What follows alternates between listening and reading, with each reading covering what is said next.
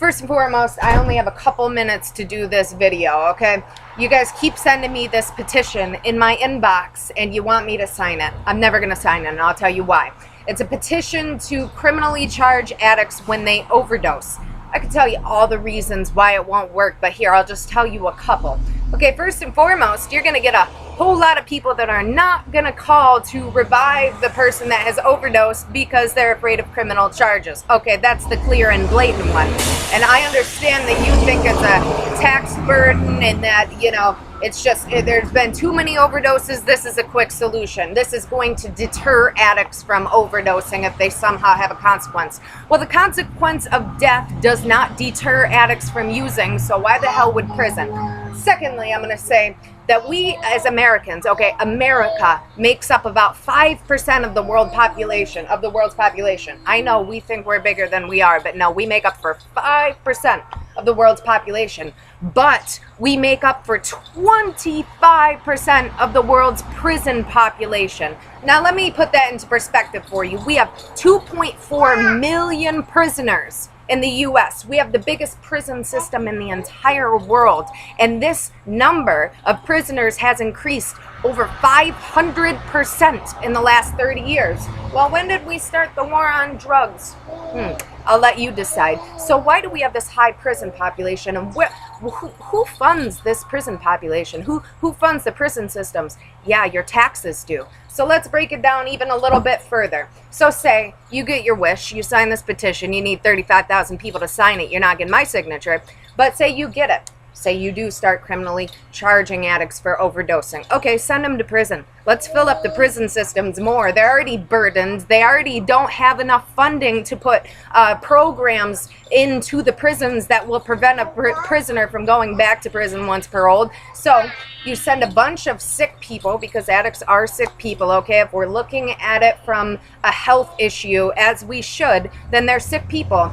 You're going to put them in prison without the right programs to prevent them from relapsing or teaching them about their addiction or getting to the root of their addiction. So you just have them sit in there for what?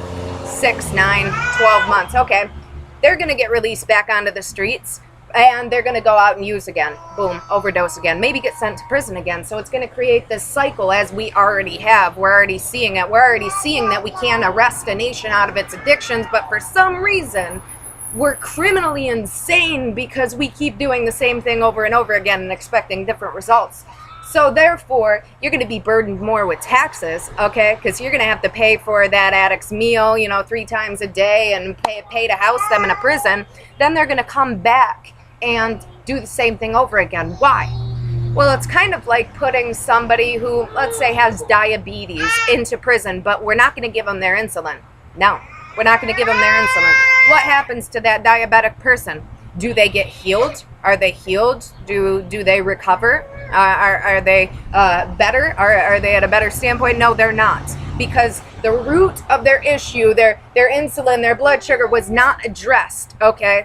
Therefore, they did not find healing. Just as you put an addict into prison without the right programs, without the right treatments, okay, they're going to come right back out the same way that they were, maybe even worse, you know, the next time around. And I'm not saying that prison does not help some addicts wake up, but many it does not. And I can tell you why it doesn't, or I can prove to you why it doesn't.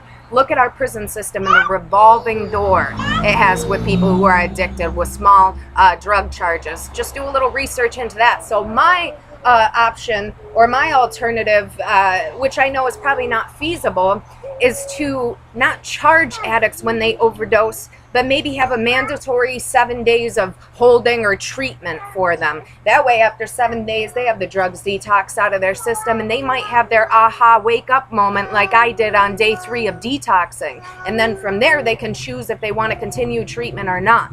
Now, I know this crosses the lines because an addict has to choose to get help in order for it to work, but this is a better alternative. And you know why it's not going to work? Because we have so many more prisons than we do treatment centers. We somehow think that arresting people is going to make this problem better. But that is the long and short of why I'm not going to support your petition, why I think that it's not feasible, why I think that it's going to make things worse, why I think that more people are going to essentially overdose and die, okay? And let me restate that what I said in the beginning.